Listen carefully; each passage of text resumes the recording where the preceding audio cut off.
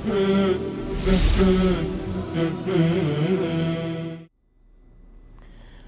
اللہ الرحمن الرحیم۔ السلام علیکم ورحمۃ اللہ وبرکاتہ۔ ناظرین کرام، پروگرام حج کی خصوصی ٹرانسمیشن کے ساتھ ہم آپ کے پیش خدمت ہیں۔ ہمارے آج کے پروگرام کا موضوع ہے حرمین شریفین میں حاجیوں کے لیے پیش کی جانے والی خدمات اور ان کا تعارف۔ ہمارے ساتھ ہمارے مہمان ہیں شفقت الرحمن مغل صاحب، جو مسجد نبوی میں بطور مترجم فرائض سر انجام دے رہے ہیں۔ تو انشاءاللہ آج ہم ان کے ساتھ مل کے مسجد نبوی کے اندر، حرمین شریفین کے اندر عموماً جو حاجیوں کے لیے خدمات پیش کی جاتی ہیں، انشاءاللہ ان کا تعارف حاصل کریں گے، اور ہماری کوشش یہ ہوگی کہ زیادہ سے زیادہ ان موضوعات کو ڈسکس کیا جائے، ان معلومات کو منظر عام پہ لایا جائے جن کی عام طور پہ حجاج کرام کو، جو اللہ تعالیٰ کے مہمان حاجیہ عمرہ کے لیے تشریف لاتے ہیں، جن موضوعات کی ان کو ضرورت ہوتی ہے، زیادہ سے زیادہ یہاں ہم ان کو زیر بحث لائیں۔ تو شیخ شفقت صاحب، میں آپ کو خوش آمدید کہتا ہوں ہمارے پروگرام کے اندر۔ بہت بہت شکریہ، اللہ تعالیٰ آپ کو جزائے خیر دے۔ میرے خیال میں ہمیں بلا کسی تمہید بات شروع کرنی چاہیے۔ تو سب سے پہلے جب حجاج کرام تشریف لاتے ہیں سعودیہ کے اندر، تو ان کا پالا پڑتا ہے ایئرپورٹ پہ۔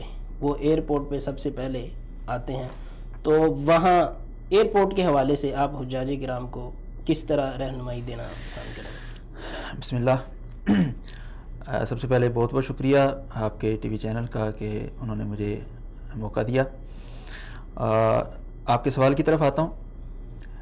جب بھی حجاج کرام، زائرین کرام یہاں پر تشریف لاتے ہیں، تو چاہے وہ ایئرپورٹ پر تشریف لائیں یا بحری بندرگاہ پر تشریف لائیں، دونوں جگہ پر وکالت الریاسہ العامہ لشؤون المسجد الحرام والمسجد النبوی شریف، یعنی جو انتظامی کمیٹی ہے حرمین کی، ان کی جانب سے باقاعدہ طور پر ٹیمیں تشکیل دی جاتی ہیں، اور وہ ٹیمیں حجاج کرام کا ایئرپورٹس پر اور دیگر جو حاجیوں کے استقبال کے لیے موجود ہیں۔ جی، اچھا وہاں پر موجود صاحب، تھے۔ انشاءاللہ ہم یہ گفتگو کا سلسلہ جاری رکھیں گے، لیکن پروگرام کے اندر ہم نے ایک ہمارے اور مذہبی سکالر ہیں شیخ یاسر مکی حفظہ اللہ، ہم ان کو لیتے ہیں چونکہ ان کے پاس ذرا ٹائم کا مسئلہ ہے۔ پہلے ان کی کال لے لیتے ہیں، پھر انشاءاللہ ہم جاری رکھیں گے۔ جی شیخ یاسر صاحب، جی السلام علیکم ورحمۃ اللہ۔ وعلیکم السلام ورحمۃ اللہ وبرکاتہ۔ کیسے ہیں شیخ؟ الحمدللہ، اللہ کا شکر ہے، دعائیں آپ کی۔ اچھا شیخ، ہم بلا تمہید آپ سے کچھ حاجیوں کو جو مسائل درپیش ہیں ان کے حوالے سے سوال کرنا چاہیں گے۔ تو میرا سب سے پہلا آپ سے یہ سوال ہے کہ حرم مکی کے اندر، یعنی مسجد حرام کے اندر، جو ہمارے حجاج کرام ہیں جو پاکستان سے تشریف لاتے ہیں، اگر وہ دینی مسائل کی اردو زبان کے اندر رہنمائی چاہیں تو ان کو کیا کرنا چاہیے؟ حرم کے اندر ہمارا اردو میں ایک بہت عالی شان درس ہوتا ہے، جو حرم کے نائب مفتی بھی ہیں اور مکہ یونیورسٹی، ام القرآ یونیورسٹی کے بہت بڑے پروفیسر ہیں جو ایم فل اور پی ایچ ڈی کی حدیث کی کلاسیں پڑھاتے ہیں۔ ان کا نام ہے ڈاکٹر وسیع اللہ عباس صاحب۔ وہ اردو میں آج کل درس دیتے ہیں پورا یہ مہینہ ڈیڑھ مہینہ جب تک حاجی مکہ میں موجود ہوتے ہیں۔ یہ باب فہد میں جب آپ مطاف سے اندر داخل ہوں، باب فہد میں تو لیفٹ سائڈ پر ان کی چیئر ہے، کرسی ہے، یہ کسی سے بھی آپ صفائی کرنے والے پوچھ سکتے ہیں کہ ڈاکٹر، یعنی باب فہد کے پاس ان کی مسند ہے جہاں وہ تدریس کرتے ہیں یا حجاج کرام کی رہنمائی کرتے ہیں؟ جی جی، کس وقت؟ ڈاکٹر وسیع اللہ صاحب ہے، مغرب کی نماز کے فوراً بعد، مغرب کی نماز کے فوراً بعد عشاء تک؟ عشاء تک۔ اچھا، مثلا لوگ ان کا درس سنتے ہیں اور پھر ان کا کوئی مسئلہ ہو وہ چھوٹی پرچی پر لکھ کر کے ان تک پہنچا دیتے ہیں، پھر اذان سے پہلے آدھا گھنٹہ وہ لوگوں کے مسائل سنتے ہیں اور جواب دیتے ہیں۔ صحیح، ٹھیک ہو گیا بھی وہ رہتے ہیں۔ جی حجاج کرام، یہ سب سے پہلے ہمارے شیخ صاحب نے وضاحت کر دی ہے کہ اگر آپ کسی بھی قسم کی اردو میں رہنمائی چاہیں، کوئی مسئلہ پوچھنا چاہیں حج سے متعلق، عمرہ سے متعلق یا عمومی رہنمائی کے لیے، تو آپ باب ملک فہد کے پاس ایک مسند ہے جس میں شیخ وسیع اللہ عباس حفظہ اللہ تعالی اردو زبان کے اندر درس دیتے ہیں، آپ وہاں سے استفادہ کر سکتے ہیں۔ شیخ صاحب، اس کے علاوہ بھی کوئی اور جگہ ہیں؟ اس کے علاوہ جو ام القرآ یونیورسٹی کے جتنے طلباء ہیں جو ادھر اسٹڈی کر رہے ہیں، وہ روز یعنی عشاء کے بعد 10 بجے جتنی بھی بلڈنگیں ہیں روز ہم تقریباً 15 بلڈنگوں کے اندر روز درس دیتے ہیں. جی اس میں بھی یعنی لوگ نمبر لے لیتے ہیں جو تقریباً 2 گھنٹے تک درس. جب تک لوگوں کے سوالات نہ ختم ہوں تو ہمارے ساتھی الحمدللہ سارے بلڈنگ کے اندر رہتے ہیں. کئی دفعہ فجر کے قریب تک کا ٹائم ہو جاتا ہے لیکن حاجی مسئلے صاحب پوچھتے رہتے ہیں. ان کی رہنمائی کے لیے روز 15 بلڈنگوں میں کم از کم جو ہے نا ہمارے جو لڑکے ام القرآن میں پڑھ رہے ہیں وہ حاضر ہوتے ہیں. ٹھیک ہے, سے پہلے جتنی بھی بلڈنگیں سرکاری ہوتی ہیں اس میں حاضر ہوتے ہیں. ہاں ٹھیک ہے. اچھا شیخ صاحب, یہ تو ہو گئی دینی رہنمائی, لیکن یہ ہے کہ حاجیوں کی کچھ ضروریات بھی ہوتے ہیں. ان میں سے سب سے اہم ایک معاملہ ہے کہ اگر کسی کو طبی امداد چاہیے, طبی سہولیات چاہیے, یا ان کا کوئی مطلب وہ چیک اپ وغیرہ کروانا چاہتے ہیں, تو ان کو کن سے کس جگہ کس وقت رابطہ کرنا چاہیے؟ ان کو حرم مکی کے پاس ہی بالکل اجیاد ہاسپٹل ہے ایمرجنسی. یہ کس طرف ہے؟ یہ حرم سے کس طرف ہے؟ یہ باب ملک عبدالعزیز کے بالکل سامنے ہے. بڑی جو بلڈنگ ہے صفوہ ٹاور اس کے نیچے بالکل باب عبدالعزیز کے سامنے ہے. تو اس میں جو حاجیوں کے لیے خدمات دی جاتی ہیں وہ بالکل فری ہیں, مطلب اس کا کوئی چارجز وغیرہ نہیں ہے؟ یہ صرف ایمرجنسی ہے اور بالکل فری ہے کیونکہ یہ ہاسپٹل انہوں نے گرایا ہے, دوبارہ 7 نیا بنا رہے ہیں. اگر کسی کی عام ہے, کھانسی ہے, بخار ہے, نزلہ, تو اس کے لیے انہوں کو یہ ساری مصفلہ کبری ہے, مصفلہ علاقے کا نام ہے. جی سے باہر نکلیں تو کبری سے مراد آپ پل کہہ رہے ہیں؟ جی پل کہہ رہے ہیں, پل جس کو فلائی اوور کہتے ہیں, کبری سے مراد؟ ہاں جی, پل فلائی اوور جو ہے مصفلہ پل جو ہے اس کے پاس آپ جا کر کے ادھر ان کا ادارہ ہے وہاں سے لیں. پھر عزیزیہ میں ہمارے حج مشن کی طرف سے ایک بہت بڑا ادارہ ہے حج مشن کا, جو حاجیوں کو فری یعنی ہر قسم کی سہولت فراہم کرتا ہے. حج مشن سے مراد پاکستانی حج مشن آپ کہنا چاہ رہے ہیں یا پاکستانی حج مشن جو ہمارا ہے, یعنی پاکستانی حج مشن؟ اچھا شیخ صاحب ٹھیک ہے, ماشاءاللہ زبردست وضاحت کر دی آپ نے. بس آپ تھوڑا سا یہ بتا دیں کہ کیا کوئی بھی حاجی جیسے مرضی چلا جائے, مثال کے طور پہ اس سے کوئی چیز نہیں, مطلب کوئی ڈاکومنٹس وغیرہ نہیں کا مطالبہ نہیں کیا جاتا کہ آپ کے پاس پاسپورٹ کی کاپی یا اپنا حاجی کا جو ویزا لگا ہے وہ ایک کاپی ایک اپنے پاس رکھے. اگر وہ مطالبہ کر لیں گے آپ چیک کرائیں یا ان کا کارڈ ان کے پاس ہو تو اس پر بھی یعنی حج مشن والے تو فوراً دیتے ہیں. جو سعودی جتنے بھی ہاسپٹل ہیں, کسی ہاسپٹل میں حاجی جائے تو کہتے ہیں اپنے پاسپورٹ کی کاپی ہمیں دیں, تو پاسپورٹ کی کاپی لے کے وہ فوراً اس کا چیک اپ کرتے ہیں. جیسے مکہ میں ملک عبدالعزیز ہاسپٹل ہے تو اس کے اندر بھی یعنی جتنے بھی حجاج کرانا ہو, کسی طرح کا بھی علاج کرانا چاہیں تو وہاں یہ عبدالعزیز ہاسپٹل آپ کہہ رہے ہیں جو ظاہر کے اندر ہے, جو مدینہ روڈ پر ظاہر میں ہے عتیبیہ میں. اچھا شیخ صاحب, ایک اور اہم چیز ہے, جب ہمارے حجاج کرام یہاں تشریف لاتے ہیں مکہ مکرمہ کے اندر, مدینہ منورہ کے اندر انشاءاللہ ہم بعد میں بات کریں گے, لیکن مکہ مکرمہ کے اندر حجاج کرام آپ کو پتہ ہی ہے کہ بڑی خواہش ہوتی ہے کہ یہاں زیارات کی جائیں. یہ ایک تاریخی شہر ہے, ایک اس کی شرعی حیثیت ہے, ہماری پوری تاریخ اس کے ساتھ منسلک ہے, تو حجاج کرام کی خواہش ہوتی ہے کہ ہم زیارات کریں. تو اس حوالے سے آپ انہیں کیا رہنمائی دینا چاہیں گے؟ مکہ مکرمہ میں جو زیارات حوالے سے ہم نہیں ہیں, سب حاجیوں کو فری زیارات دلوائی گئی. جی ٹھیک ہے. جی یاسر مکی صاحب, ہمارا رابطہ ان کے ساتھ رابطہ منسلک ہو گیا. انشاءاللہ کوشش کرتے ہیں کہ دوبارہ ان سے رابطہ ہو جائے. بات جاری رکھتے ہیں شفقت صاحب کے ساتھ.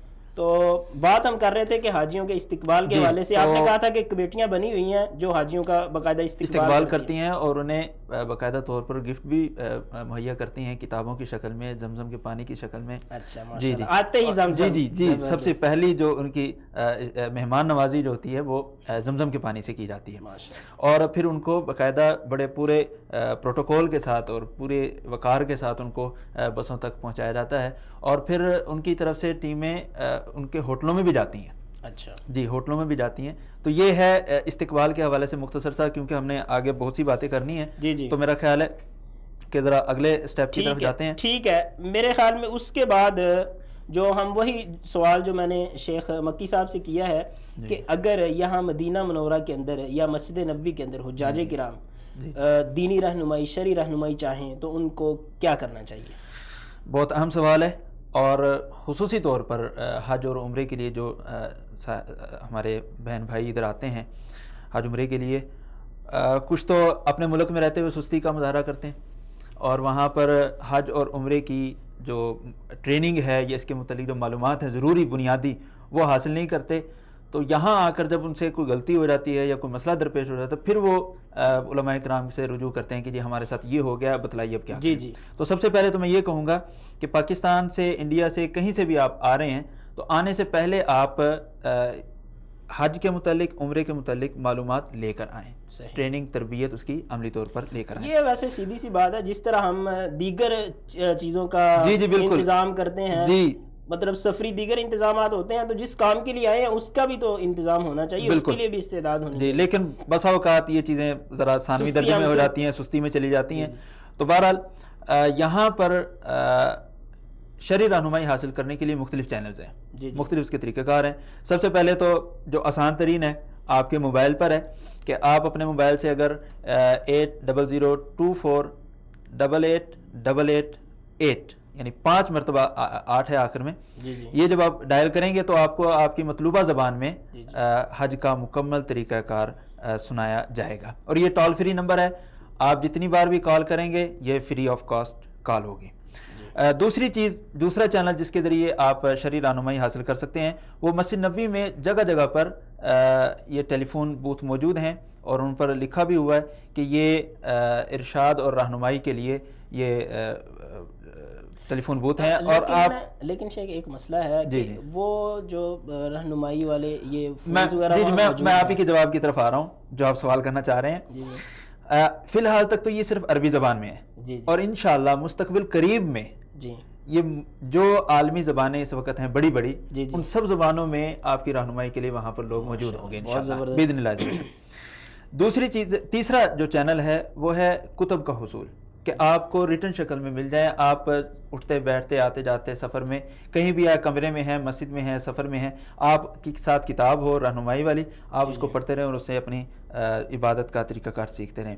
یہ جگہ جو ہیں اس کے پوائنٹس مختلف جگہوں پر بنے ہوئے ہیں، جہاں سے یعنی کتابیں جہاں سے حاصل کر جی جہاں سے آپ کتابیں حاصل کر سکتے ہیں، مختلف جگہوں پر ہیں۔ باب السلام، یہ ایک بات اور بھی ذہن میں رہے کہ جب باب السلام کہا جاتا ہے تو عام طور پر یہ ذہن میں آتا ہے کہ وہ لکڑی کا دروازہ جہاں سے لوگ داخل ہو کر نبی صلی اللہ علیہ وسلم پر درود و سلام پڑھنے کے لیے جاتے ہیں، وہ باب السلام ہے۔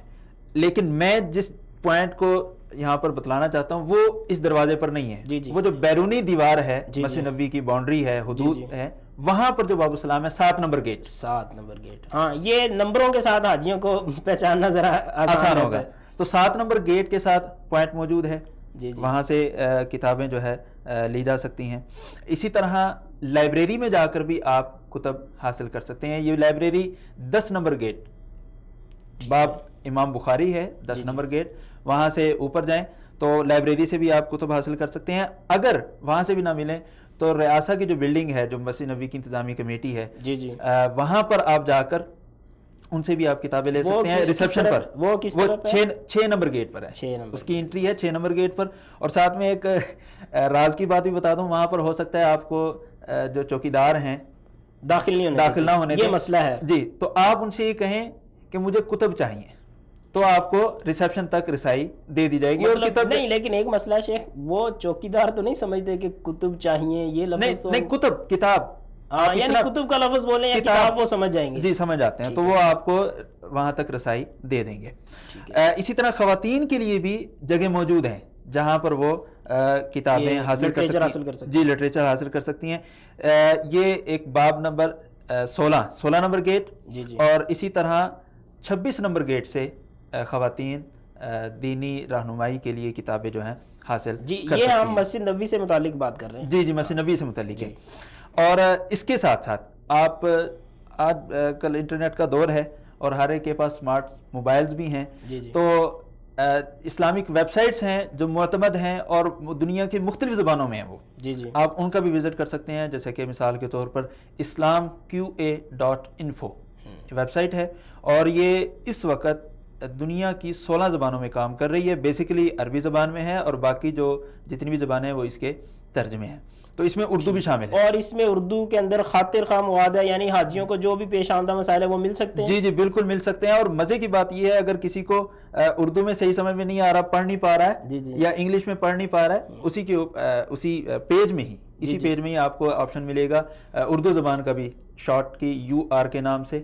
اگر آپ انگلش پڑھنا چاہتے ہیں تو EN کے نام سے. اگر آپ کو اسپینش زبان آتی ہے تو آپ ES جو اس کا شارٹ کی ہے وہ اس پر کلک کریں گے تو وہ اسی زبان میں وہی آرٹیکل آپ کو اسی زبان میں مل جائے گا. اس کے علاوہ بھی الافتاء ویب سائٹ ہے، وہ بھی متعدد زبانوں میں ہے، اور یہ سعودی عرب کی جو فتویٰ کمیٹی ہے ان کی آفیشیل ویب سائٹ ہے الافتاء کے نام سے. یہ بھی تقریباً 7 زبانوں میں ہے، جس میں اردو بھی شامل ہے، فارسی بھی شامل ہے، انگلش بھی شامل ہے، دیگر زبانیں بھی شامل ہیں. میرے خیال میں یہ ویب سائٹس کی بات شروع ہوگی تو میں یہاں اضافہ کرنا چاہوں گا کہ اگر ہمارے ناظرین کرام PDF کتب پڑھنا چاہتے ہیں، یعنی پوری ہمارے جو مستند علماء کرام کی حج عمرہ کے اوپر یا حج عمرہ کی آپ جو کہہ لیں انہوں نے جو سفر نامے لکھے ہوئے ہیں، تو اس حوالے سے ایک بڑی مستند ویب سائٹ ہے ہماری، اس کا نام ہے kitabossunnat.com. جی بالکل. تو میرے خیال میں یہ اضافہ بھی بڑا مفید رہے گا. اس کے ساتھ ساتھ اسلام ہاؤس بھی. ہاں اسلام ہاؤس واقعی جی اسلام ہاؤس وہ تقریباً 170 سے زائد اس میں لینگویجز ہیں جس میں وہ کام کر رہے ہیں. اسلام ہاؤس سے بھی کتابیں، بلکہ لٹریچر، آڈیوز، ویڈیوز، حتیٰ کہ پاور پوائنٹ کی سلائیڈز بھی آپ کو وہاں سے مل جائیں گی. ویسے ماشاءاللہ نا یہ بڑا زبردست ہے. میرے خیال میں ایک مستقل پروگرام ہونا چاہیے جس کے اندر ہم ان ویب سائٹس کا تعارف کروائیں، لیکن ہمارا چونکہ موضوع یہ نہیں ہے. میرے خیال میں ہمیں اس طرف آنا چاہیے کہ مسجد نبوی کے اندر جو اردو کے اندر دروس ہوتے ہیں ان کی ذرا رہنمائی کرا دیں اس کے اندر. جی اردو کے اندر جو یہ اللہ تعالیٰ کا شکر ہے کہ اللہ تعالیٰ نے ہماری اردو زبان کو بہت عزت بخشی ہے الحمدللہ، کہ ہماری جو یہ ہمیں اس پہ فخر ہے الحمدللہ. جی تو اردو زبان میں عربی زبان کے بعد سب سے زیادہ جو دروس ہو رہے ہیں مسجد نبوی میں وہ اردو زبان کے ہیں ماشاءاللہ، اور وہ 3 جگہ پر ہو رہے ہیں.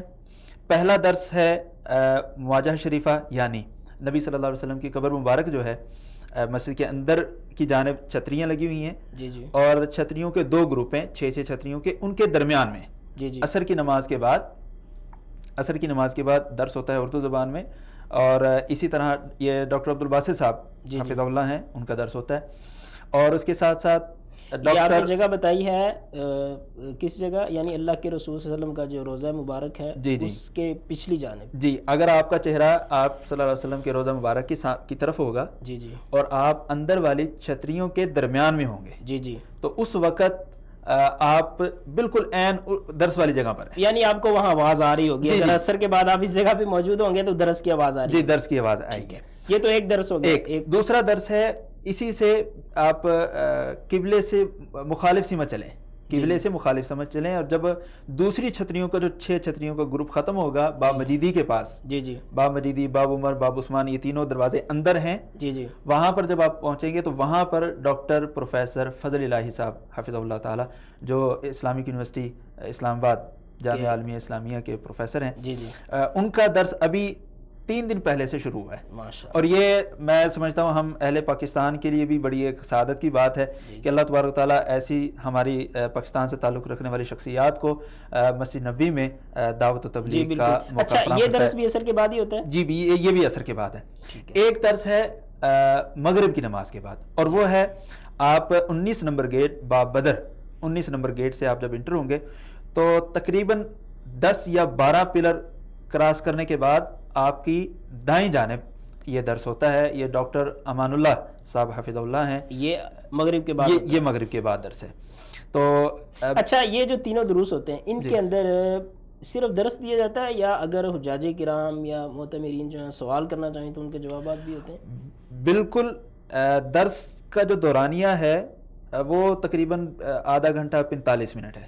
اس کے بعد جتنا بھی وقت ہوتا ہے وہ سوال و جواب کی شکل میں ہوتا ہے. سوال کرنے کے لیے صرف اس چیز کا خیال رکھا جائے کہ تحریری شکل میں سوال بھیجا جائے، براہ راست سوال کرنا مناسب نہیں ہے، انتظامی معاملہ ہے یہ. اور پھر اس کے بعد یہ تمام کے تمام دروس آپ کو ریکارڈنگ کی شکل میں مل سکتے ہیں. آپ خالی CD، خالی USB، آپ باب بدر کے باب عمر بن خطاب، یہ 17 نمبر گیٹ ہے مکتبہ صوتیہ یعنی آڈیو لائبریری، وہاں پر آپ جائیں. انہیں 17 نمبر گیٹ آڈیو لائبریری، وہاں سے آپ خالی CD یا خالی USB اگر آپ کے پاس کیا ہے ناظرین کرام تو آپ وہاں سے مسجد نبوی کے اندر ہونے والے تمام دروس لے سکتے ہیں. جی بالکل.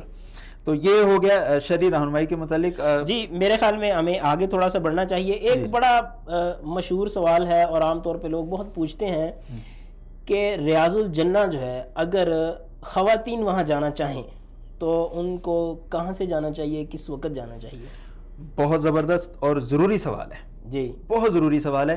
یہ عام طور پہ لوگ بہت زیادہ پوچھتے ہیں جی, اور پتہ بھی نہیں ہوتا خواتین کو خاص کر, کیونکہ ایک تو کمیونیکیشن کا مسئلہ ہے. ہماری خواتین کو عربی نہیں آتی اور جو یہاں پر اکثر خواتین موجود ہیں ان کو اردو نہیں آتی, تو معلومات کنوے نہیں ہوتی. اچھا ویسے یہ برسبیل تذکرہ بات چل پڑی, کیا حرم کے اندر کچھ ایسے لوگ ہیں انتظامیہ کے اندر جو اردو زبان سمجھتے ہوں, خواتین یا مردوں کے؟ جی جی بالکل بالکل, اردو زبان میرا خیال ہے انتظامی کمیٹی میں اگر غیر عربی جاننے والے افراد موجود ہیں تو ان میں سب سے زیادہ تعداد اردو جاننے والے اردو کی ہی ہے. جی ہماری اردو زبان کی ہے الحمدللہ.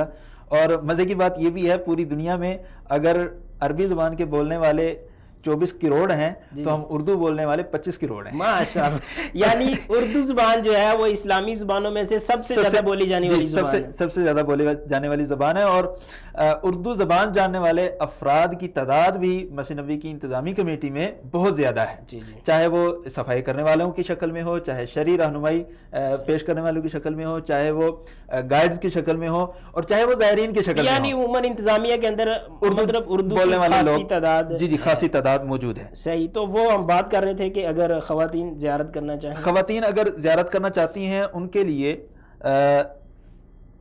3 اوقات ہیں. جی جی, اور 2 دروازے ہیں. 2 دروازوں سے 3 اوقات. ناظرین کرام یہ جو باتیں ہیں یہ بڑی اہم ہیں, یہ جب آپ کو ضرورت پڑے گی تو آپ کو اندازہ ہوگا کہ یہ کتنی اہم معلومات. جی جی, تو مسجد نبوی کا ایک 25 نمبر گیٹ ہے جی جی, اور ایک 29 نمبر گیٹ ہے. ان 2 دروازوں سے خواتین آ جا سکتی ہیں ریاض الجنہ کے لیے. ٹھیک ہے. اور 25 نمبر گیٹ جو ہے یہ عام طور پر واپسی کے لیے استعمال کیا جاتا ہے, اور 29 نمبر گیٹ جو ہے یہ داخلے کے لیے استعمال کیا جاتا ہے. اور انتہائی ضروری بات ہے ناظرین کرام, خواتین یہ مت سوچیں کہ ہم جس راستے سے جا رہے ہیں اسی راستے سے واپس آئیں گے. ایسا نہیں ہے, جانے کے لیے ایک الگ راستہ ہے, جانے کا راستہ بالکل الگ ہے, واپسی کا بالکل الگ راستہ ہے. اس لیے اگر اپنا سامان وغیرہ جو ہے وہ راستے میں مت رکھ کر جائیں, کیونکہ واپسی آپ کی وہاں سے نہیں ہوگی. ٹھیک ہے, یہ تو ہوگی دروازے 25 نمبر اور 29 نمبر گیٹ. اب اوقات ہیں فجر کی نماز کے بعد, سورج طلوع ہونے کے بعد ان دروازوں کو کھولا جاتا ہے. دروازے تو ویسے بھی کھلے ہوتے ہیں, اندر آپ کو ویٹنگ جگہ پر لے جایا جاتا ہے جہاں پر آپ انتظار کرتے ہیں, انتظار گاہ میں. تو جب سورج طلوع ہو جاتا ہے اس کے بعد دروازے کھولے جاتے ہیں اور پھر خواتین کو ریاض الجنہ جانے کی اجازت دی جاتی ہے. یہ ہے فجر کے بعد, سورج طلوع ہونے کے بعد خواتین کا داخلہ, اور یہ تقریباً 11 بجے تک جاری و ساری رہتا ہے, یعنی 3 گھنٹے تقریباً. جی تقریباً 4 گھنٹے. اور پھر اس کے بعد دوسرا وقت ہے ظہر کی نماز کے بعد. ٹھیک ہے, ظہر سے لے کے عصر سے کچھ پہلے تک. اور تیسرا وقت ہے عشاء کی نماز کے آدھے گھنٹے کے بعد. اور یہ آدھا گھنٹہ اس لیے لیتے ہیں عشاء کی نماز کے بعد اور فجر کے بعد کہ جگہ کو تیار کرنا ہوتا ہے. خواتین کے لیے باڑیں لگانی ہے تاکہ مردوں کے ساتھ ان کا اختلاط نہ ہو اور ان کو پرسکون انداز میں ریاض الجنہ جانے کا راستہ ملے. چلیں شیخ, یہ تو بات ہو گئی کہ خواتین جو ہیں وہ ریاض الجنہ میں کیسے اور کس وقت جا سکتی ہیں. میرے خیال میں آگے بڑھنا چاہیے. اس کا ایک اور بات ہے تھوڑی سی, وہ یہ بھی کہ خواتین ریاض الجنہ پہنچ کر یہ مت سمجھے اب یہ جگہ میری ہے. یہ دل میں رکھیں کہ جیسے میرا دل کرتا ہے یہاں پر رہنے کو, یہاں پر نمازیں ادا کرنے کو, یہاں پر نوافل ادا کرنے کو, پوری دنیا سے آئی ہوئی دیگر خواتین بھی ہیں. تو ایک گروپ کو, اور جب یہ خواتین کو وہاں پر بھیجا جاتا ہے تو گروپنگ کی جاتی ہے. جگہ اور وقت کی گنجائش دیکھ کر خواتین کی تعداد کو ایک الگ کر دیا جاتا ہے, 100 خواتین, 50 خواتین, 100 خواتین. اور پھر انہیں ایک گروپ کو صرف 5 منٹ دیے جاتے ہیں ریاض الجنہ میں, وہ جا کر 2 رکعت نماز ادا کریں اور واپس آ جائیں. اور نیت یہ رکھیں تاکہ کہ دیگر خواتین کو ریاض الجنہ میں نوافل ادا کرنے کا موقع ملے. جب یہ نیت ہوگی تو انشاءاللہ آپ کا یہ 5 منٹ کا وہاں پر رہنا بھی بہت بابرکت ہو جائے گا, اور دیگر خواتین جو بھی آ کر وہاں پر نوافل ادا کریں گی انشاءاللہ آپ کا بھی اس میں حصہ داخل ہو جائے گا. اچھا شیخ, میرے خیال میں بات آگے بڑھانی چاہیے. اگلا سوال میں آپ سے یہ کرنا چاہوں گا کہ اگر جیسا کہ شیخ یاسر مکی صاحب سے ہم نے پوچھا کہ اگر مکہ مکرمہ کے اندر موجود حجاج کرام کو طبی امداد چاہیے تو یہاں اگر مدینہ منورہ کے اندر حجاج کرام جو ہیں وہ اگر اس طرح کی ان کو سہولیات چاہیں تو ان کو کیا کرنا چاہیے؟ یہ بھی بہت اہم سوال ہے. اس کی وجہ یہ ہے کہ ہمارے آنے والے جتنے بھی حجاج کرام ہوتے ہیں ان میں سے اکثریت 40+ ہوتی ہیں. یعنی اکثریت کو اس سوال سننے کی بہت زیادہ ضرورت ہے. جی جی بالکل, اور توجہ سے سننے کی ضرورت ہے. مسجد نبوی کے آس پاس تقریباً 3 مراکز صحیہ ہیں, یعنی میڈیکل سینٹرز ہیں. پہلا سینٹر ہے 4 نمبر گیٹ کے ساتھ, جی جی, اور یہ ہے مرکز صحی الصافی, یعنی صافی میڈیکل سینٹر کہہ لیں آپ اس کو. یہاں پر آپ کو مختصر سی جو ٹریٹمنٹ ہے وہ دی جائے گی, کھانسی, بخار, جسم میں درد, نزلہ اور اس طرح کی چیزیں. میرے خیال میں آپ یہ جو آپ نے لفظ بولا نا کہ مختصر سی, یہ میرے خیال میں حرم کے ارد گرد جو جتنے بھی ہیں ان کے اندر یہ سارا یعنی مختصر ہی ہے. جی. لیکن اگر کسی کو زیادہ ضرورت ہے تو آپ کو پریشان ہونے کی ضرورت نہیں ہے بالکل بھی. یہ کام اب ہاسپٹل انتظامیہ کا ہے, وہی آپ کے لیے ایمبولینس کو تیار کریں گے, وہی آپ کو مستشفیٰ ملک فہد یا مستشفیٰ میقات یا مستشفیٰ دیگر جو بڑے بڑے ہاسپٹل ہیں مدینہ منورہ کے. اچھا صاحب, آپ نے ایمبولینس کا نام لیا, میرے خیال میں یہاں کال نمبر کوئی ہے؟ جی جی بالکل, ایمرجنسی کال نمبر ہے ایمبولینس طلب کرنے کے لیے, وہ ہے 997 997 997. یہ ایمبولینس طلب کرنے کا نہیں تو یہ اگر مثال کے طور پہ میں اردو جانتا ہوں, میں عربی نہیں جانتا, تو میں اس پہ اگر کال کروں تو ہاں, اس کے لیے آپ کو ایسا کرنا پڑے گا کہ آپ اپنے ہوٹل کی ریسیپشن پر جائیں, استقبالیہ پر جائیں اور ان سے کہیں تو وہ آپ کو آپ کی کال. اچھا ایک اور بات ہے, ہمارا جو حج مشن ہے, پاکستانی حج مشن ہے, ان کا بھی کوئی اس طرح کا ایمبولینس جی جی, میں ذرا ترتیب وار اسی کی طرف آ رہا تھا. یہ ہے ایک سینٹر مرکز صافی 4 نمبر گیٹ کے ساتھ, دوسرا سینٹر ہے باب جبریل کے ساتھ, جی جی, یعنی بقی کے بالکل ساتھ ہے یہ, اور تیسرا جو سینٹر ہے وہ باب السلام سے باہر نکل کر آپ کی دائیں جانب آئے گا. یہ 3 مراکز صحیہ ہیں یا میڈیکل سینٹرز ہیں جہاں پر آپ کو ابتدائی طبی امداد دی جائے گی, اور اگر معاملہ کوئی سیریس ہے تو پھر آپ کو وہ خود بخود یہاں سے ہاسپٹل منتقل کر دیں گے. اور ساتھ میں یہ بھی ہے ان تینوں مراکز میں انسولین کی سہولت بھی موجود ہے. جو شوگر کے مریض ہیں انسولین ان کو وہیں پر لگا دی جاتی ہے, لیکن اگر ڈائلیسس ہے, گردے واش کروانے کا معاملہ ہے, تو اس کے لیے آپ کو بذریعہ ایمبولینس ہاسپٹل میں منتقل کر دیا جائے گا, اور وہاں پر آپ کے یہ میرے خیال میں دوبارہ تاکید کر لینی چاہیے کہ کیا یہ سارے کام وہ جو ڈسپینسری ہے یا جو بھی وہ ابتدائی طبی امداد کا مرکز ہے وہ سارے خود کرے گا؟ یعنی اگلے مثال کے طور پہ کسی بڑے ہاسپٹل میں جانا ہے تو حاجی کو کوئی کسی قسم جی جی, حجاج کرام کو کسی قسم کا ٹینشن یا پریشانی لینے کی ضرورت نہیں ہے. ٹھیک ہے, یہ سب کا سب معاملہ ہاسپٹل کی انتظامیہ کرے گی اور مکمل تعاون کرے گی, اور یہ سب کی سب خدمات جو ہیں یہ سب کی سب فری ہیں, اللہ تعالیٰ کی رضا کو حاصل کرنے کے لیے پیش کی جاتی ہیں.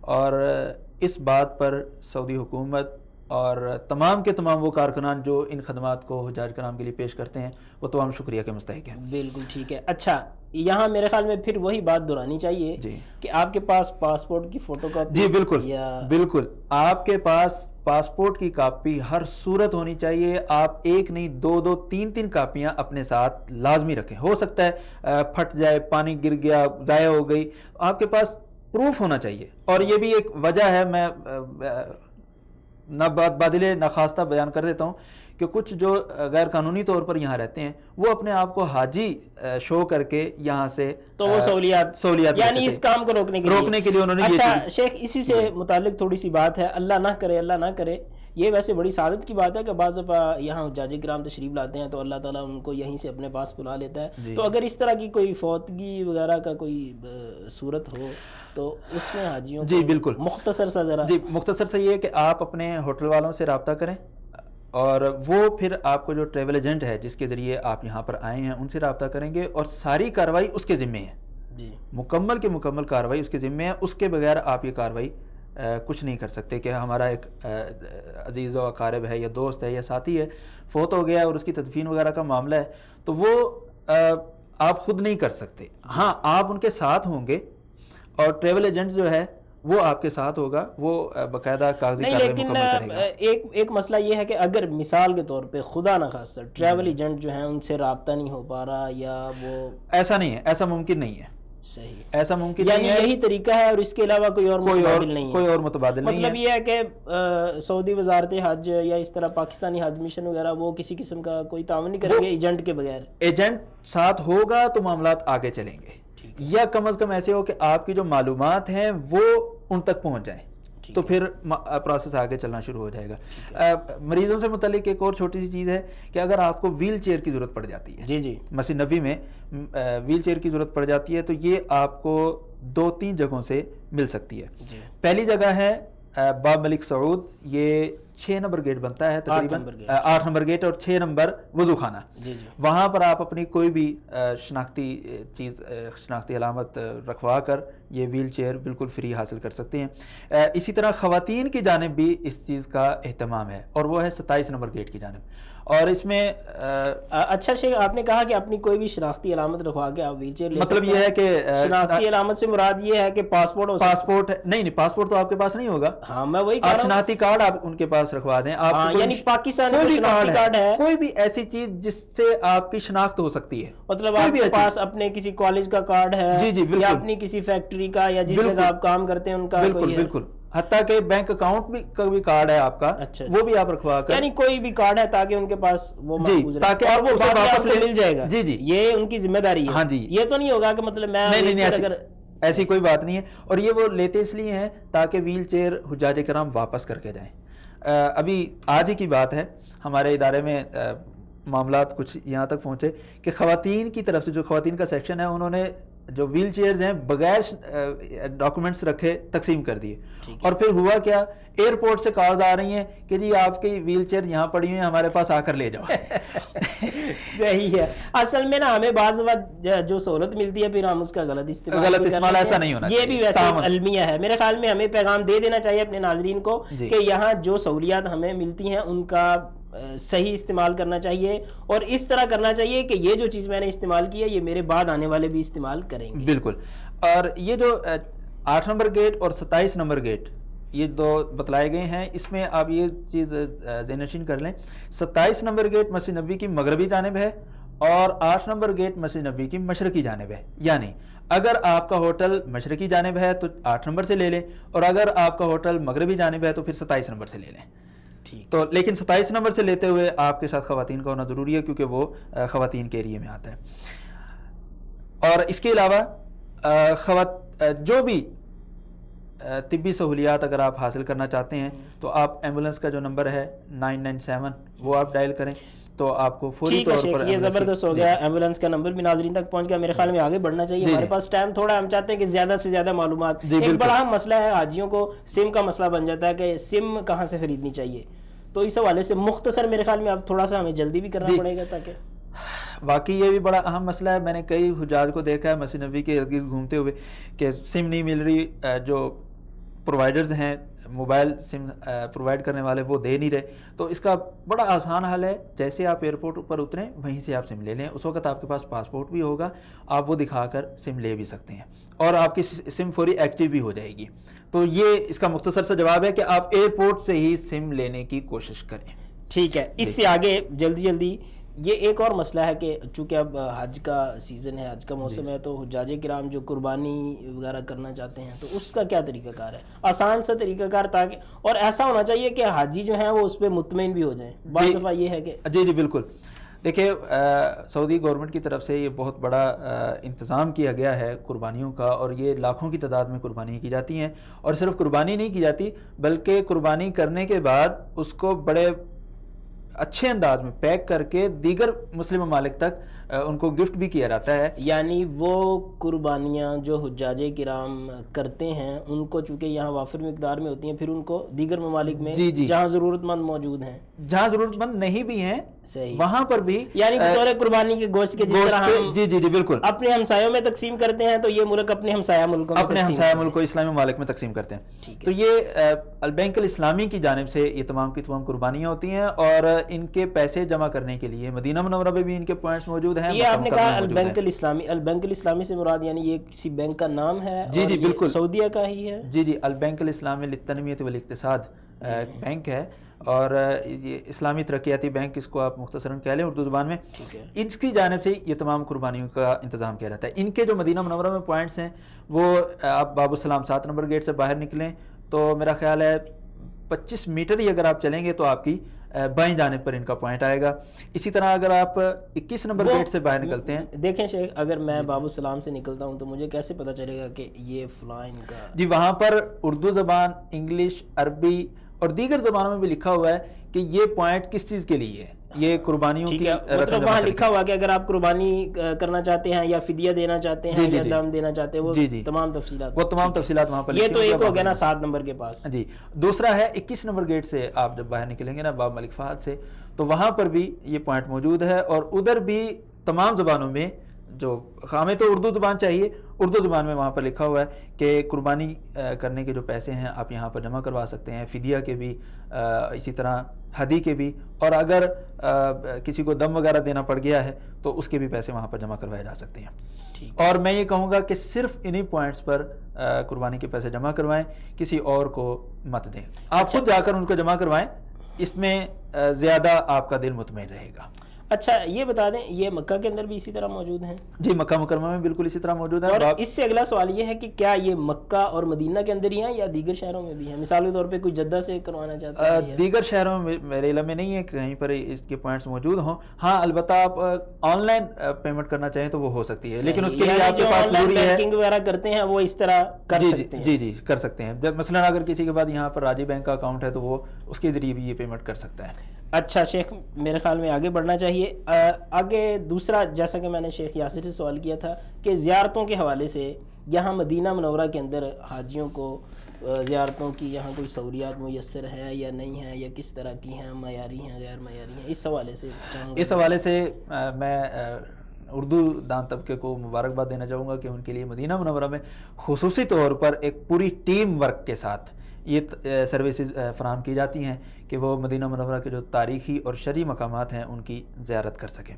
شرعی مقامات میں مسجد قبلتین، مسجد قباء، شہدائے احد اور دیگر جو علاقے ہیں وہاں سے گزرتے ہوئے ان جگہوں کی زیارتیں کروائی جاتی ہیں۔ اور یہ جو ٹیم ورک ہے بہت بڑا ٹیم ورک ہے، اور شاید میرے سامعین اس پر یقین نہ کریں، تقریباً حج کے دنوں میں یہ ٹیم ورک کی تعداد جو اس میں لوگ کام کرنے والے ہوتے ہیں 30 سے 35 ممالک تک اس کا پھیلاؤ ہو جاتا ہے، جس میں انڈیا، پاکستان، نیپال، بنگلہ دیش، افغانستان، آسٹریلیا، یورپ، جتنے بھی، مطلب ہمارے لیے اہمیت یہ ہے کہ اس میں پاکستان موجود ہے۔ تو ان سب کے لیے یہ جو زیارتوں کا سلسلہ شروع کیا جاتا ہے، اور خصوصی طور پر اردو دان طبقے کے لیے۔ اور اردو دان طبقے کی ایک اور خصوصیت بھی ہے کہ چونکہ ان کی تعداد بہت زیادہ ہوتی ہے، اور الحمدللہ اردو دان طبقے کی طرف سے اس سروس کو استعمال بھی سب سے زیادہ کیا جاتا ہے، اور یہی وجہ ہے کہ پچھلے سالوں میں جو یہ پروگرام کامیاب ہوا ہے اس میں ہزاروں کی تعداد میں اردو جاننے والے لوگ تھے جنہوں نے اس سروس سے فائدہ اٹھایا۔ طریقہ کار اس کا کیا ہے؟ یہ کچھ نمبرز ہیں جو آپ کو اسکرین پر نظر آئیں گے، میں پڑھ بھی دیتا ہوں۔ 053-056-4544، دوسرا نمبر ہے 050-9419-414۔ اچھا شیخ، یہ جو آپ نمبر وغیرہ بتا رہے ہیں یہ سارے اردو میں ہی مطلب؟ جی بالکل، یہ ان لوگوں کے نمبر ہیں جو اردو زبان ہی جانتے ہیں، بلکہ اردو زبان اور عربی بھی جانتے ہیں۔ جی اچھا، آپ نے کہا یہ ٹیم ورک ہے اور حاجیوں کے لیے، یہ کوئی سعودیہ کا ادارہ ہے یا کوئی پاکستان کا ادارہ ہے یا کس طرح یہ؟ جی یہ ایک ادارہ ہے المکتب تعاونی کے نام سے، یہ سعودی عرب کا سیمی گورنمنٹ ادارہ ہے اور باقاعدہ آتھورائزڈ ادارہ ہے یہ اس کام کے لیے۔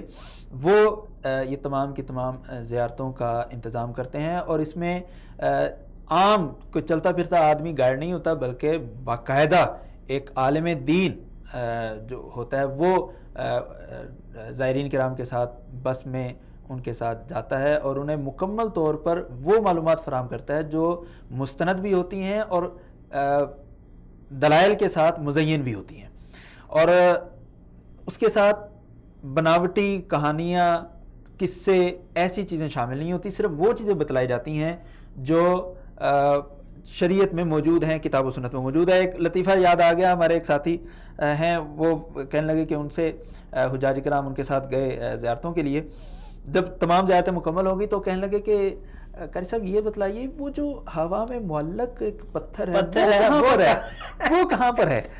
تو وہ ہمارے ظریفانہ طبیعت کے وہ مالک ہیں ہمارے جو ساتھی ہیں، انہوں نے کہا کہ بھیا وہ فیس بک پر ہے اور اس کو لائک کرنا اور شیئر کرنا کار ثواب ہے، یعنی وہ مدینہ میں نہیں پر ہی ہے جی، اس کی زیارت ویارت سارا کچھ فیس بک اس کا تعلق صرف فیس بک سے ہی ہے۔ اس طرح اور بہت ساری چیزیں، اور بہت ساری چیزیں، شفا ہے، یہ ہے، جی جی اس طرح کی چیزیں مختصراً۔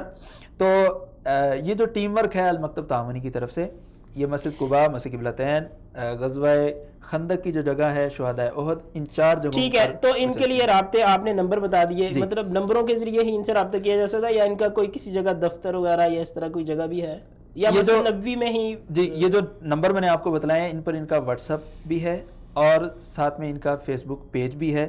اس کو آپ تلاش کرنے کے لیے فیس بک میں نیا فیچرز بھی شامل ہوا ہے کہ آپ کوئی بھی پیج تلاش کرنا چاہیں تو ایٹ لکھ کر اس کے بعد آپ ان کے جو پیج کا شارٹ نیم ہے وہ لیں، MM زیارت، MMZA۔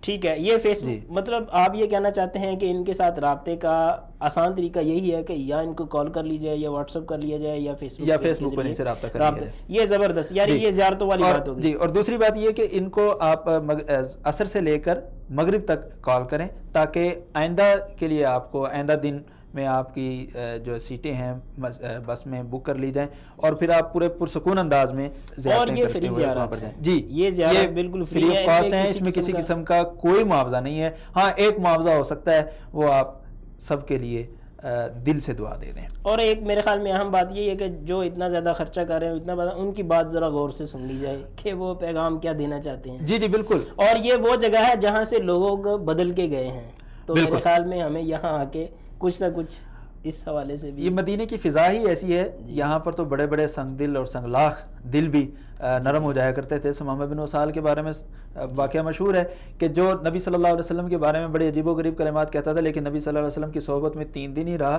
تو جاتے ہوئے تو وہ کہنے لگا کہ اللہ کے رسول زبردست۔ سب سے شیخ یہ ہوگی زیارت کے حوالے سے۔ اس سے اگلا ایک اہم مسئلہ یہ ہے کہ بعض دفعہ حجاج کرام کے پاسپورٹس وغیرہ گم ہو جاتے ہیں۔ جی جی، پاسپورٹ تو آپ کو پتہ ہے کہ یہ بڑی ایک بنیادی چیز ہے، تو اگر یہ حادثہ ہو جائے تو حجاج کرام کو کیا کرنا چاہیے؟ سب سے پہلے تو اللہ تعالیٰ سے دعا ہے کہ اللہ تعالیٰ آپ کو یہاں پر ہر قسم کی پریشانی سے محفوظ رکھے، چاہے وہ بیماری کی شکل میں ہو، چاہے وہ کاغذات گم ہونے کی شکل میں یا کسی بھی شکل میں ہو، اللہ تعالیٰ آپ کو ہر قسم کی پریشانی سے محفوظ رکھے۔ بالفرض اگر پھر بھی کوئی پریشانی اس قسم کی آ جاتی ہے، جیسے کہ خضر بھائی نے کہا ہے، حافظ صاحب نے کہا ہے کہ اگر پاسپورٹ کسی کا گم ہو جاتا ہے تو اس کا طریقہ کار کیا ہوگا؟ سب سے پہلا آپ نے کام کرنا ہے کہ اپنے جو حج گروپ کا لیڈر ہے اس سے رابطہ کریں یا خود پولیس اسٹیشن پہنچ جائیں اور انہیں رپورٹ کریں کہ میرا اس طرح سے پاسپورٹ گم ہو گیا۔ وہ آپ کو ایک لیٹر جاری کریں گے، وہ لیٹر لے کر آپ اپنے حج جو لیڈر ہے اس کو دیں گے، وہ پھر آپ کی معلومات کے متعلق ایک پرنٹ نکال کر دے گا، آپ کا پاسپورٹ نمبر کیا ہے، آپ کہاں آئے ہیں، کیسے رہنا ہے، جو کچھ بھی ہے وہ تمام کی تمام معلومات اس میں موجود ہوگی۔ وہ لے کر آپ پاکستانی ہاؤس ہے وہاں پر آئیں یا انڈین حج مشن ہے وہاں پر آئیں، تو وہ پھر آپ کو آپ کا متبادل پاسپورٹ جاری کر دیں گے، مطلب عارضی پاسپورٹ آپ کو۔ جی جی، عارضی پاسپورٹ۔ ٹھیک ہے، یہ شیخ پاسپورٹ کے متعلق بات ہوگی۔ ایک اور اہم بات ہم نے یہاں سن رکھی ہے کہ یہاں مسجد نبوی کے ارد گرد انہوں نے معرضیں وغیرہ قائم کی ہوئی ہیں، نمائشیں، تو ان نمائشوں کا ذرا مختصر تعارف کروا دیں اور حجاج کرام ان سے کس طرح استفادہ کر سکتے ہیں، یہ اگر کروا دیا جائے تو میرے خیال میں ہمارا پروگرام آخری مراحل کے اندر ہے، لیکن یہ ذرا جلدی میں چاہتا ہوں کہ ہو جائے۔ مدینہ منورہ میں جو حضرات بھی یہاں پہ تشریف لاتے ہیں ان کی بڑی خواہش ہوتی ہے کہ اسلامی تاریخ کو ایک دفعہ کھنگال لیں، جو مدینہ منورہ میں موجود ہیں۔ تو پوری تاریخ تو وہ نہیں کھنگال سکتے، لیکن اس وقت جو سعودی حکومت کی جانب سے یہ بہت اچھے اقدامات کیے گئے ہیں۔ سیرہ نبویہ نمائش یا نمائش سیرت نبوی انہوں نے منعقد کی ہے۔ یہ 8 نمبر گیٹ، 6 نمبر حمام کے پاس، 8 نمبر گیٹ کے پاس آپ جب جائیں گے تو وہاں پر یہ نمائش موجود ہے، اور اس میں نبی صلی اللہ علیہ وسلم کی بعثت سے لے کر نبی صلی اللہ علیہ وسلم کی وفات تک جو بھی مختلف مراحل متعلق جامع معلومات، ٹھیک ہے، یہ سیرت والی ہوگی۔ اس سے آگے آپ چلے جائیں 12 نمبر گیٹ کے پاس، وہاں پر معرض اسماء اللہ الحسنہ یعنی سیرت اسماء اللہ الحسنہ وہ موجود ہے، نمائش اسماء اللہ الحسنہ. وہاں پر اللہ تبارک و تعالیٰ کے جو اسماء اللہ الحسنہ ہیں، اچھے اچھے نام ہیں، ان کے متعلق معلومات دی جاتی ہیں، اور بڑے اچھے انداز میں کہ اللہ تعالیٰ کا رحمان نام ہے، اس کا تقاضا کیا ہے، یہ ہم سے کیا مطالبہ کرتا ہے. اللہ تعالیٰ کا نام رزاق ہے، رازق ہے، یعنی اس معرض کے اندر خالق و مخلوق کا جو تعلق ہے اس وہ واضح کیا کو جاتا ہے، زبردست انداز سے واضح بالکل. کیا گیا. اور تیسری جو نمائش ہے وہ ہے معرض القرآن الکریم، یہ 5 نمبر گیٹ کے پاس ہے. اس میں مسجد نبوی اور اس کے آس پاس جو پہلے لائبریریاں موجود تھیں، ان میں جو قدیم مخطوطے موجود تھے قرآن مجید کے، وہ یہاں پر اس لائبریری میں جمع کر دیے گئے ہیں، اور اس کے علاوہ بھی بہت پرانے مخطوطات یہاں پر موجود ہیں. اور قرآن مجید جمع کیسے کیا گیا، پھر کس کس مراحل سے گزر کر قرآن مجید کی موجودہ شکل ہمارے سامنے آتی ہے، یہ تمام مراحل بڑی تفصیل کے ساتھ یہ موجود تیسری ہیں. معرض ہوگی، نمائش ہوگی قرآن اور مجید سے چوتھی متعلق. نمائش انشاءاللہ وہ کچھ ہی عرصہ کے بعد ہمارے آنے والے زائرین کو میسر ہوگی، شروع ہونے والی ہے. جی اس کی تیاری جاری ہے. وہ ہے مسجد نبوی کی تعمیر، ٹھیک ہے، کہ مسجد نبوی کی تعمیر کیسے ہوئی، کن کن مراحل سے، یعنی شروع سے لے کے آخر تک اب جی تک. صحیح. اس کے علاوہ کوئی اور بھی؟ اس کے علاوہ دیگر میوزیمز ہیں، لیکن وہ ذرا دور ہیں، ٹھیک ہے ان ناظرین، تک جانا ذرا مشکل یہ ہوگا. نمائشیں وغیرہ سے متعلق ہماری بات ہو گئی. ایک بڑی اہم بات رہ رہی ہے، آخری مراحل ہے، میں چاہتا ہوں وہ بھی یہاں ذکر ہو جائے اس کا، کہ حجاج کرام جو ہیں وہ اگر کوئی چھوٹا بچہ گم ہو جاتا ہے یا کوئی بزرگ گم ہو جاتے ہیں، یا اس حوالے سے ذرا مختصر انداز میں لیکن جامع انداز میں یہ ذرا آپ گیٹ نمبر نوٹ کر لیں سامعین کرام. 18 نمبر گیٹ، 17 اور اسی طرح 7 نمبر گیٹ، یہ 2 جگہ ہیں مردوں کے لیے. آپ یہاں پر جا کر اپنے بچوں کی رپورٹ کروا سکتے ہیں کہ میرا بچہ گم ہو گیا ہے یا بزرگ گم ہو گئے ہیں. یہ جو مسجد نبوی کے گیٹ پر موجود چوکیدار ہیں، وہ کسی بھی بچے کو روتا ہوا دیکھیں تو اس کو پکڑ لیتے ہیں، اس کو کہیں جانے نہیں دیتے. مطلب یہ ہے کہ اگر وہ اکیلا ہو، ماں اگر ماں کے پاس رو نہیں وہ یہ تو ٹھیک ہے جی. اور دوسری جگہ ہے جو خواتین کے لیے ہے، ایک ہے 37 نمبر اور ایک ہے 15 نمبر. یہاں پر جو ہے خواتین یہ رپورٹ درج کروائی جا سکتی ہے. جی درج کروائی جا سکتی ہے. اور اگر آپ ان کو کوئی مل گیا تو بعد میں آپ سے رابطہ کریں گے اسی نمبر پہ. جی بالکل. اور اسی طرح اگر آپ کا سامان گم ہو جاتا ہے تو وہ 38 نمبر گیٹ پر آپ چلے جائیں، وہاں پر آپ اپنے سامان کے متعلق رپورٹ وغیرہ جمع کروا سکتے ہیں. ان کے پاس کئی سالوں پرانی چیزیں بھی موجود ہیں. ٹھیک ہے، کئی سال پرانی جو چیزیں انہیں ملی ہیں انہوں نے محفوظ رکھی ہوئی ہیں. اگر ان کو ان کے مالک آج بھی ان سے رابطہ کرتے ہیں تو وہ چیزیں ان تک اچھا پہنچا دی یہ تو جائیں ہو گیا گمشدگی کے مسائل. ایک اہم بات یہ ہے کہ ماشاءاللہ ٹیکنالوجی اپنے عروج پہ ہے، اور مثلا ہم کہیں جانا ہو تو جی لوکیشن سینڈ کر دیں اور ہم یہاں پہنچ جاتے ہیں. کیا حرمین کے اندر بھی اس طرح ملاقات کے لیے یا کسی خاص جگہ پہ پہنچنے کے لیے اس طرح کی کوئی سہولت ہے، کوئی سافٹ ویئر ہے یا کوئی اپلیکیشن وغیرہ ہے؟ یہ بھی ذرا مختصر انداز میں. 2 اپلیکیشنز ہیں. ایک کا نام ہے المقصد، اور یہ اس کا تعلق ہے بیت اللہ کے ساتھ، صرف بیت اللہ کے ساتھ.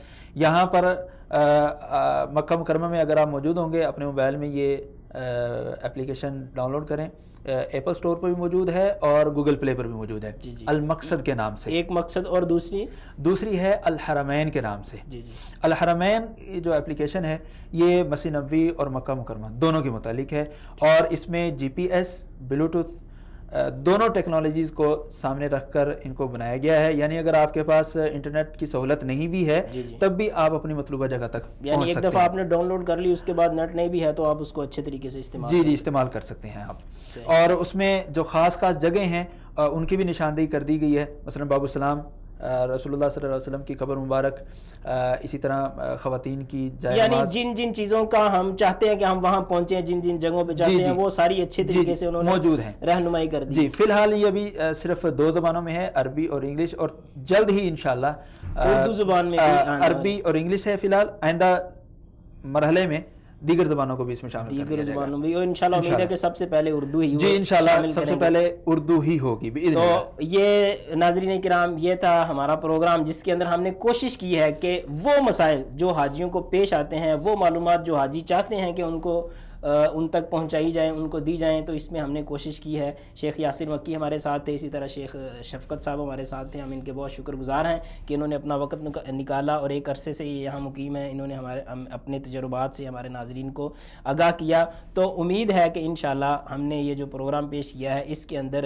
آپ کے لیے انشاءاللہ ضرور بھرپور رہنمائی ہوگی۔ اب ہماری گزارش یہ ہے کہ ہم جو کر سکتے تھے یا شیخ صاحب جو کر سکتے تھے وہ تو ہم نے کر دیا، اب ہماری گزارش یہ ہے کہ یہ جو ہماری ویڈیو ہے اگر آپ اس کو فائدہ مند سمجھتے ہیں کہ حاجیوں کو یہ ضرور دیکھنی چاہیے، تو اب اپنے پیاروں تک پہنچانا یہ آپ کا کام ہے۔ اسی کے ساتھ ہم آپ سے اجازت چاہتے ہیں۔ اللہ حافظ۔